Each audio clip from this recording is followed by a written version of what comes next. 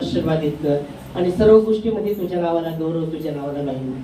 येणारी वेळ तुझ्या हातात देऊन येशूच्या नावात amen amen. Hallelujah. Praise Lord. प्रभूला महिमा. आमेन. परमेश्वर महान है, स्तुति का पात्र तो देव है. इस समय हम वचन में जाएंगे और वचन में हम देखते हैं मत्ती 18 अध्याय 19 और 20 एकता के विषय में हम देखते हैं, खास करके एकता के विषय में. तो वचन कहता है मत्ती 18 19 और 20 वचन में,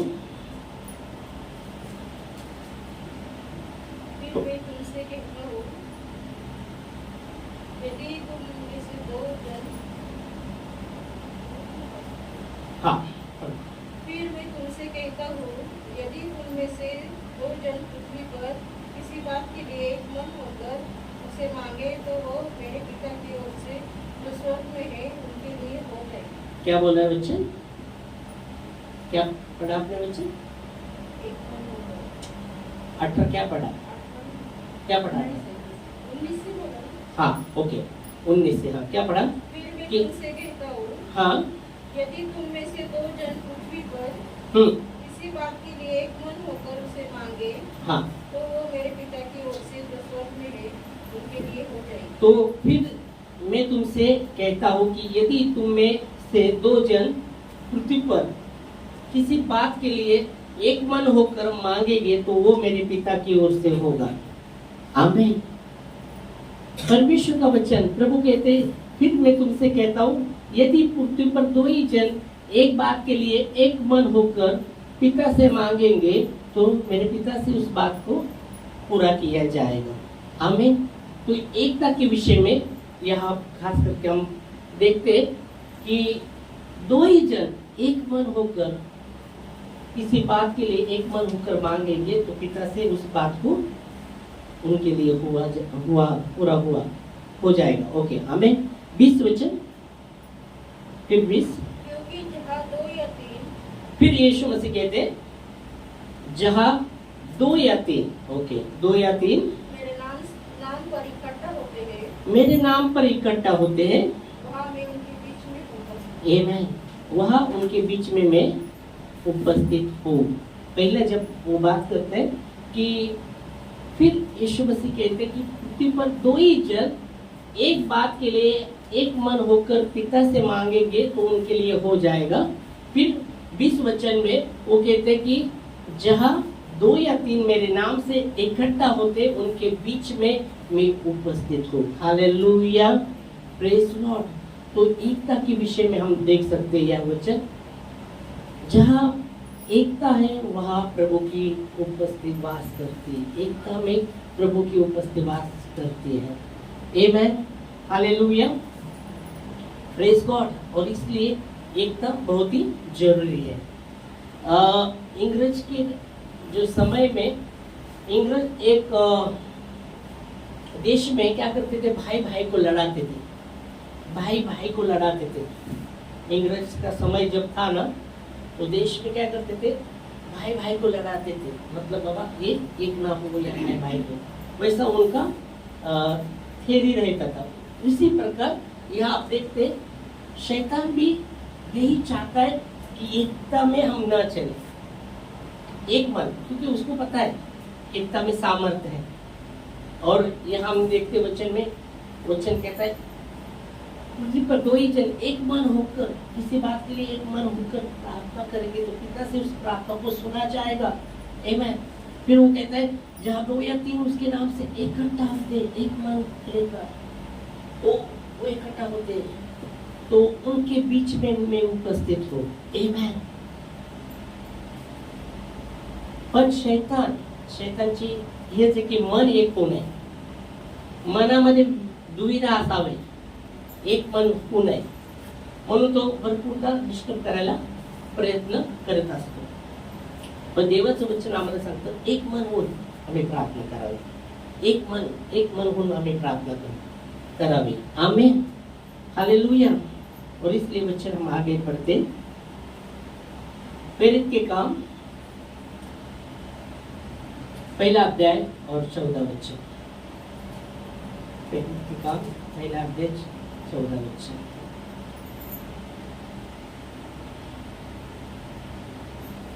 प्रेरित के काम पहला अध्याय 14 वचन। मराठी हिंदी दोन्ही पण वाचा ना।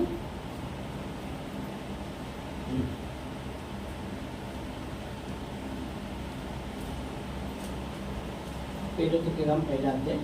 हे सर्व जण आणि त्यांच्यासह कित्येक स्त्रिया येशूची आई व मरिया ह्या त्यांचे भाऊ एक चित्ताने प्रार्थना करण्यास तत्पर असतात। ओ प्रेज गॉड। यह वचन क्या कहता है? उसमें से कितने तो जन, कैसे बोले?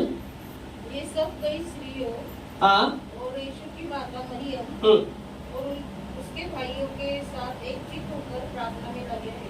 एकचित्त होकर प्रार्थना में लगे रहे। मराठीमध्ये म्हटलं आम्ही, कसं वाचलं तुम्ही?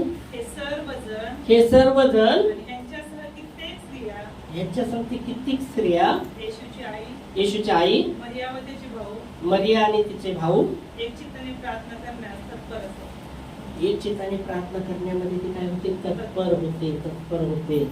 मतलब लवलिंग, हिंदीमध्ये लिहिलंय लवलिंग, निर्धार हो तत्पर तया एकचित होऊन प्रार्थना ते करत होते। आणि देवाचं वचन सांगतं जेव्हा ते एकचित करून एकचित होऊन ते प्रार्थना करत होते। बाइबल सांगतं, वचन कहता है 120 लोग जब उस घर में इकट्ठा थे, एक मन से वो प्रार्थना कर रहे थे। पिता के जो वचन कहता है, परमेश्वर ने जो वायदा किया था, परमेश्वर ने जो यीशु मसीह के द्वारा जो वायदा किया था कि पवित्र आत्मा पेंटिकोस्त के दिन वो उतरेगा, तो वह में 120 लोग इकट्ठा होकर वो प्रार्थना कर रहे थे और तब पवित्र आत्मा उनके बीच में उतरा। Hallelujah, praise Lord. और वो पवित्र आत्मा जब पेंटिकोस्त के दिन उतरा, वो बाढ़ जोग रहे थे, परमेश्वर की आत्मा की बाढ़ जोग रहे थे और परमेश्वर का आत्मा उतरा। आमेन, हालेलुया। और यीशु मसीह ने यही कहा, जहाँ 2 या 3 मेरे नाम से इकट्ठा होकर एक मन होकर इकट्ठा होते हैं, उनके बीच में वो। आमीन, हालेलुया, प्रेज गॉड, हालेलुया। और इसलिए बहुत ही जरूरी है एकता। बाइबल कहती है एक मन होना बहुत ही जरूरी है। बाइबल कहती है माते वचन में प्रेरित के काम, जो पवित्र आत्मा के विषय में हम बात करते हैं, प्रेरित के काम 2 अध्याय 1 वचन। जब पेंटिकोस्त का दिन आया, वो सब एक जगह इकट्ठे थे। वो सब लोग इकट्ठा थे एक जगह। एकाएक आकाश से बड़ी आंधी सी, हाँ, सनसनाहट का शब्द हुआ और उससे सारा घर जहाँ वे बैठे थे गूंज गया। हाँ, और उन्हें आग सी जीभें फटती हुई दिखाई दी और उनमें से हर एक पर आंखें दी और वे सब पवित्र आत्मा से भर गए। ओ प्रेज लॉर्ड। खास करके पहले वचन में बाइबल कहती है जब वो पेंटिकोस्त का दिन आया, वो लोग एक जगह सब इकट्ठा थे। एक जगह वो इकट्ठा थे, वो प्रार्थना कर रहे थे। उसके पहले हमने प्रेरित के काम 1:14 में क्या लिखा देखा कि बहुत से लोग उसमें, उसके भाई मरिया, उसकी माँ और भी लोग इकट्ठा होकर प्रार्थना तत्पर थे। वो प्रार्थना कर रहे थे। Hallelujah, praise Lord. तो जब हम इकट्ठा होते और एक मन से प्रार्थना करते, परमेश्वर की उस ओर से वो प्रार्थना को सुना जाएगा। प्रभु का वचन है, आमीन। और इसलिए बाइबल कहती है हर एक जगह हम देखते हैं, फिलिपियों 2 अध्याय 1 से 4 वचन। फिलिपियों 2 अध्याय 1 से 4 वचन एकता के विषय में बात करता है। फिलिपियों 2 अध्याय 1 से 4 वचन। यदि मसीह में कुछ शांति और प्रेम, मसीह में कुछ शांति और प्रेम से धाड़स और आत्मा की सहभागिता। मसीह में कुछ प्रभु की शांति, प्रेम और धाड़स और आत्मा की एकता। यह संत पौलुस कहते हैं मसीह में कुछ शांति, प्रेम और ढाढ़स और आत्मा की एकता। आगे, और कुछ करुणा और दया है, और कुछ करुणा और दया है, तो मेरा यह आनंद पूरा हो। तो मेरा यह आनंद पूरा हो। आमीन। वो शुरुआत करता है मसीह में कुछ शांति, प्रेम, ढाढ़स और आत्मा की एकता हो, या और करुणा और दया हो, तो ये मेरा आनंद पूरा करो। आगे, ये एक मन रहो हाँ, वो कहता है ये आनंद मेरा पूरा करो, एक मन रहो और एक ही प्रेम। एक मन रहो और एक ही प्रेम। आमीन। एक मन रहो और एक ही प्रेम।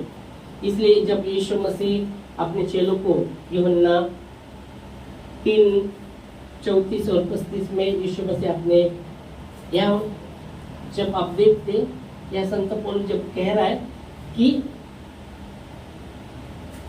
एक ही प्रेम, तो यीशु मसीह ने भी अपने चेलों को यूहन्ना 3:34 और 35 में यीशु मसीह कहते हैं मैं तुम्हें नई आज्ञा देता हूँ, एक दूसरे से प्रेम करो, जैसा मैंने तुमसे प्रेम किया है वैसे तुम एक दूसरे से प्रेम करो, और तुम्हारा एक दूसरे का प्रेम रहेगा तो उसी से लोग जानेंगे कि तुम मेरे चेले हो। आमीन। और यहाँ संत पौलुस यही बात कह रहे हैं। संत पौलुस क्या बोल रहे हैं? प्रेम केवल एक प्रेम। तो यहाँ यूहन्ना 3 34 और 35 वचन हम पढ़ेंगे। मैं तुम्हें एक नई आज्ञा, परमेश्वर ने भेजा है। कौन सा पढ़ रहे हैं? 3 13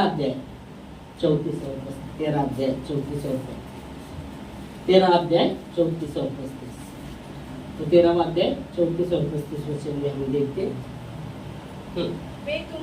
तुम्हें एक नई आज्ञा देता हूँ। मैं तुम्हें एक नई आज्ञा देता हूँ कि एक दूसरे से प्रेम रखो। एक दूसरे से प्रेम रखो, जैसा मैंने तुमसे प्रेम और जैसा मैंने तुमसे प्रेम रखा है वैसा ही तुम भी एक दूसरे से। ओ वैसे ही एक दूसरे से प्रेम रखो। यहाँ आप देख सकते हैं तो चेले में कुछ तो चलता रहेगा। कोई चेला बोलता रहा मी प्रभूच्या माझ्यावरही देव प्रेम करतो, हाँ प्रभु माझ्यावरही प्रेम करतो। दूसरा कहता रहेगा नहीं वो मुझसे ज्यादा प्रेम कर रहा है। उस चेलों में भी कुछ तो चलता रहेगा। तो यीशु मसीह कहते हैं मैं तुम्हें एक नई आज्ञा देता हूँ कि एक दूसरे से प्रेम करो, जैसा मैंने तुमसे प्रेम किया वैसे एक दूसरे से प्रेम करो, और एक दूसरे का अगर तुम पर जो प्रेम तुम करते हो उसी से लोग जानेंगे तुम मेरे चेले हो। और यहाँ ये संत पौलुस फिलिपियों में क्या बता रहे? एक ही प्रेम। क्या बोल रहे हैं? एक ही प्रेम, आगे एक ही चित्त और एक ही मनसा रखो। और एक ही मनसा रखो। एक ही प्रेम, एक ही चित्त और एक ही मनसा रखो। तो एक ही प्रेम, एक ही चित्त, एक ही मनसा कब हो सकता है? जब मसीह में हम एक होकर जब प्रभु को देखते तभी एक मन हो सकता है, एक चित्त हो सकता है और एक ही प्रेम हो सकता है। आमीन, हालेलुया। क्योंकि हमारा परमेश्वर प्रेम है। हालेलुया। और फिर आगे क्या कहता है? विरोध या झूठी बड़ाई के लिए कुछ न करो। ओ विरोध और झूठी बड़ाई के लिए मत करो, कुछ ना करो। विरोध या झूठी बड़ाई के लिए मत करो। विरोध या झूठी बड़ाई के लिए मत करो, मतलब विरोध है ना। विरोध या झूठी बड़ाई के लिए मत करो, मत कुछ करो। विरोध और झूठी बड़ाई के लिए कुछ ना करो। अभी यह वचन कहता है विरोध या झूठी बड़ाई के लिए मत करो, पर दीनता से विरोध या झूठी बड़ाई के लिए मत कुछ करो। प्रभु नहीं चाहता कि हम विरोध करते रहे या झूठी बड़ाई करते रहे, झूठी बड़ाई करते रहे या विरोध करते रहे। प्रभु चाहता है कि हम एक चित्त हो, एक मनसा हो, एक ही प्रेम हो। Hallelujah, praise Lord. क्योंकि प्रभु ने कहा जहाँ 2 या 3 मेरे नाम से एक मन होकर इकट्ठा होते उनके बीच में मैं हूँ। आमीन। हालेलुया। तो यह वचन में संत पौलुस कहते हैं विरोध या झूठी बढ़ाई के लिए कुछ ना करो। विरोध या झूठी बढ़ाई के लिए मत करो। प्रभु नहीं चाहता कि हम विरोध करते रहे, हम एक दूसरे का विरोध करते रहे। परमेश्वर नहीं चाहता। बहुत बार हम विरोध करते रहते ना, कुछ बात विरोध विरोध बहुत बार झूठी बढ़ाई भी बहुत मारते रहेंगे। पर बाइबल कहती है विरोध या झूठी बढ़ाई के लिए कुछ ना करो, पर दीनता से, दीनता नम्रता से, एक दूसरे को अपने से अच्छा समझो। दीनता से नम्र हो जाओ। परमेश्वर का वचन कहता है विरोध या झूठी बढ़ाई के लिए कुछ ना करो, पर नम्र हो जाओ। दीनता से एक दूसरे को क्या समझो? अच्छा समझो। हालेलुया। बाइबल कहती है परमेश्वर प्रेम करता है, वो हर एक पर प्रेम करता है, हर एक पर प्रेम करता है। वो धर्मी पर प्रेम करता है, पापी पे भी प्रेम करता है। धर्मी पर भी अपना सूर्य उगाता है, अधर्मी पर भी सूर्य उगाता है। धर्मी पर भी वर्षा गिराता है। ऐसा देखा है क्या? धर्मी पर ही सूर्य उगाता है और अधर्मी पर सूर्य नहीं उगता। या धर्मी पर ही बारिश होता है, अधर्मी पर बारिश नहीं होता। ऐसा होता है नहीं। परमेश्वर प्रेम करता है, परमेश्वर प्रेम करता है। और यह वचन वही कहता है कि विरोध या झूठी बढ़ाई के लिए कुछ ना करो, पर दीनता से एक दूसरे को अपने से अच्छा समझो, अच्छा समझो। बाइबल कहती जब वो स्त्री जब पकड़ी गई थी, सब लोग उसको पत्थर मारने को तैयार थे, मालूम है? उसको पकड़कर मूसा के नियम में लिखा था ऐसे स्त्री को पत्थर से मारना चाहिए। और जब उसको लाया गया यीशु मसीह के पास पकड़ने के लिए, यीशु मसीह को पकड़ अपने बातों में पकड़ने के लिए कुछ शास्त्री पारुषे ने लाया, ये क्या बोलता है अभी? और कहते हैं मूसा के नियम के अनुसार ऐसा लिखा है कि पत्थर से उसको मारा जाए, तू क्या बोलता है बता। यीशु मसीह लिख रहे थे, फिर यीशु मसीह कहते लिखते फिर लिखते रुकते, फिर उनको कहते तुमने किसने पाप नहीं किया वो पत्थर मारे, और फिर लिखने लगते। और बाइबल कहती है बड़े से छोटा, वहां बच्चे भी थे, वो भी पत्थर डालकर निकल जाते। और रहती वो स्त्री जब यीशु मसीह लिखकर फिर देखते बाद में वापस, तो कोई नहीं, सब पत्थर डाले हुए निकल गए। तो यीशु मसीह उस स्त्री को कहते तेरे जो शिक्षा देने वाले कहा है? कहते कोई नहीं। आप यहाँ अभी प्रभु वहां थे, वहां मार सकते थे, क्योंकि प्रभु ने, बाइबल कहती परमेश्वर पवित्र है, उन्होंने कुछ पाप नहीं किया, वो मार सकते थे। पर यीशु मसीह क्या कहते? मैं भी तुझे क्षमा करता हूँ, खुशहाल से जा। हालेलुया। तो परमेश्वर प्रेम करता है, वो धर्मी पर भी प्रेम करता है, अधर्मी पर भी प्रेम करता है। हालेलुया। और यह वचन वही कहता है, वचन कहता है विरोध या झूठी बढ़ाई के लिए मत करो कुछ। फिर धर्मी रहने दो, अधर्मी के सामने भी विरोध या झूठी बढ़ाई के लिए हमें नहीं कर रहा, पर दीनता से बाइबल की एक दूसरे से एक दूसरे को अपने से अच्छा समझो। हालेलुया। 4 तक वचन पढ़ना है, फिर 4 तक, पर एक अपने ही हित की नहीं। फिर 4 वचन में कहते हैं हर एक जन अपने हित की नहीं, अपने ही स्वार्थ की नहीं। हर एक जन अपने ही हित की नहीं, मतलब अपना स्वार्थ न देखे। हर एक जन अपने ही हित की नहीं, वरन दूसरों के हित की भी चिंता दुसरे के हित की भी चिंता करे। हर एक जण आपलं स्वार्थ बघू नये, पण एक दुसऱ्याचं पण हिताचं साठी काळजी करायला पाहिजे, ऐसा वचन सांगते। हर एक जण अपने हित की नहीं, पर दूसरा क्या कहते हैं? हाँ, दूसरे के हित की भी चिंता करे। हर एक जन अपनी हित की न चिंता करे। मतलब यहाँ आप देख सकते, प्रभु चाहते हैं कि हम में जो स्वार्थ है ना, उसको हमको दूर करना है। हमारे अंदर जो स्वार्थ है ना, अपना अपना अपना अपना अपना अपना अपना सपना, अपना जो स्वार्थ है ना, पहले तो दूर करना। और बाइबल कहती है हर जन अपनी हित की नहीं। बाइबल कहती है अगर तुम दूसरों की खेती सींचते परमेश्वर आपकी खेती सींचेगा, ऐसा वचन में लिखा है। आमेन, हालेलुया। इसलिए वचन कहते हैं हर एक जन अपने हित की नहीं पर एक दूसरे के हित की भी चिंता करे। हर एक जण आपलीच काळजी, आपलेच हितासाठी प्रयत्न नाही करायला पाहिजे, एक दुसऱ्याच्या हितासाठी पण प्रयत्न केला पाहिजे। फिर हो सकता है उसमें प्रार्थना हो सकती है, उसमें अगर आपके पास हेल्प करने के लिए दूसरे को है तो आप कर सकते हैं मदद भी। आज सुबह श्रीवास्तव बता रहे थे पास्टर, जब हमारा गांव का जब वो पास्टर ये चालू था, बोला छोटा पहले चर्च था, फिर सबने जब पास्टर ने बोला आपने को चर्च बांधना है तो किसी ने बोला मैं इतना दूंगा उतना दूंगा, सब किसने ये बोला वो बोला, और सब ने बोला एक दिन में 5 लाख रुपए जमा हो गए। और वो जब शुरू किया चर्च बांधने के लिए, सब चर्च के लोग काम करने को थे, बाहर के लोग नहीं थे, सब चर्च के लोग काम कर रहे थे, प्लेयर सब सिर्फ छत डालने के लिए वो मिशन लाया था। बोला तो इतना बड़ा चर्च बनाया, बोला इतना बड़ा, सब लोगों ने किसने किसने और काम कर रहे थे भी चर्च में, जो मजदूर का काम सब कर रहे थे, बोले सबने ये किया। आज इतना अच्छा चर्च बना है, बोले 400 लोग रहे थे उसमें, 400। पहले इतना छोटा था, पास्टर ने बोल दिया, सबने कोई बोला इतना मैं दूंगा उतना दूंगा, सब कलीसिया के लिए, चर्च के लिए, और इतना जमा हुआ, बोले इतना हो गया।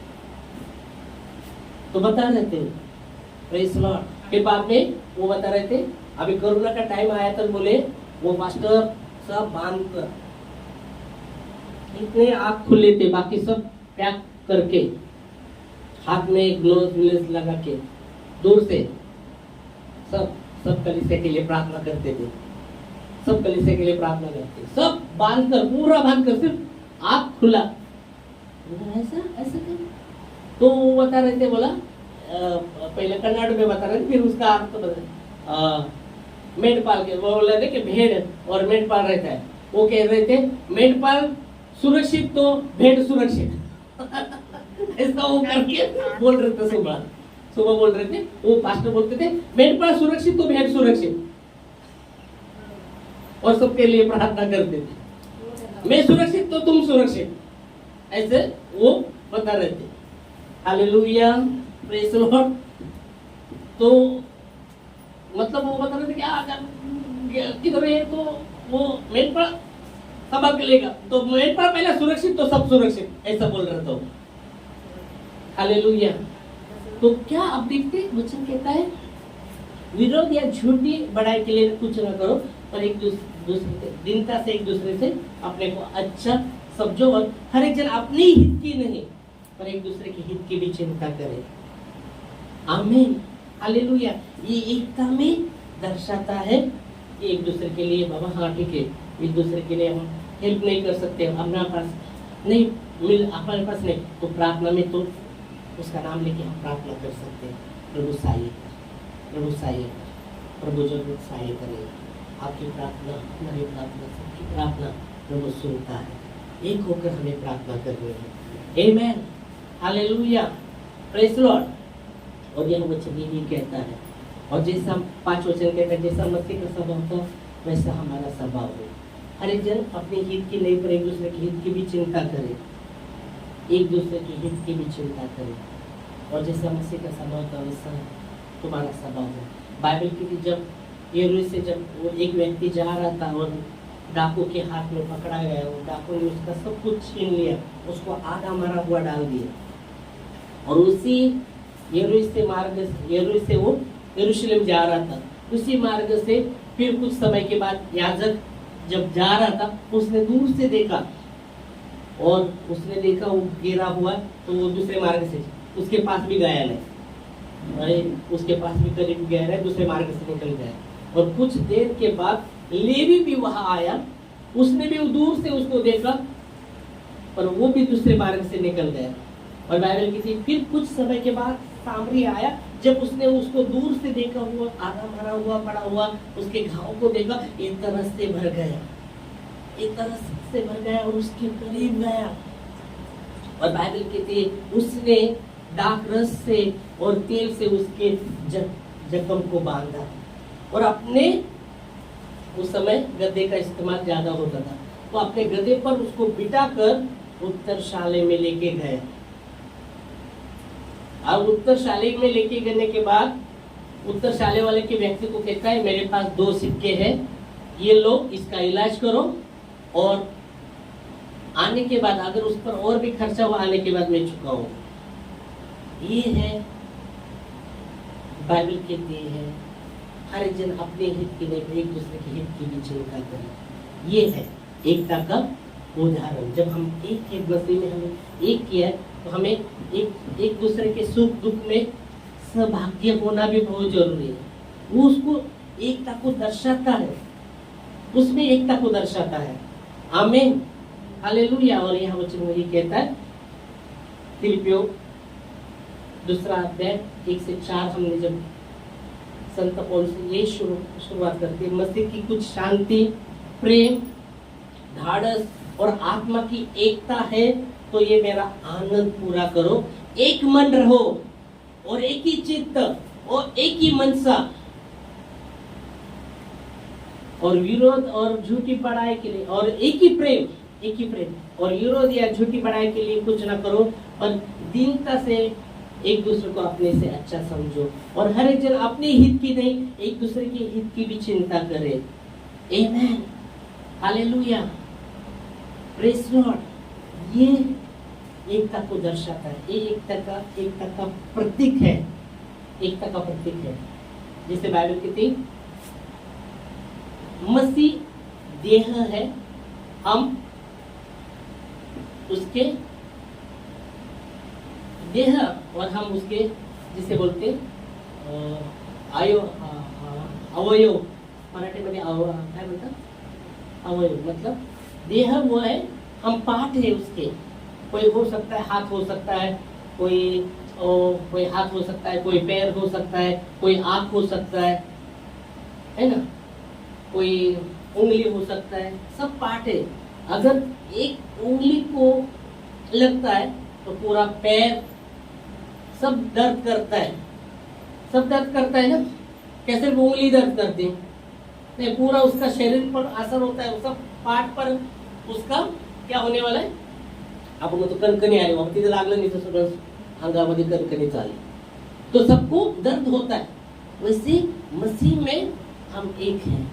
आमीन, हालेलुया। इसलिए बाइबल कहती एकता, इसलिए बाइबल कहती है दुख सुख में एक होना बहुत ही जरूरी है। आमीन।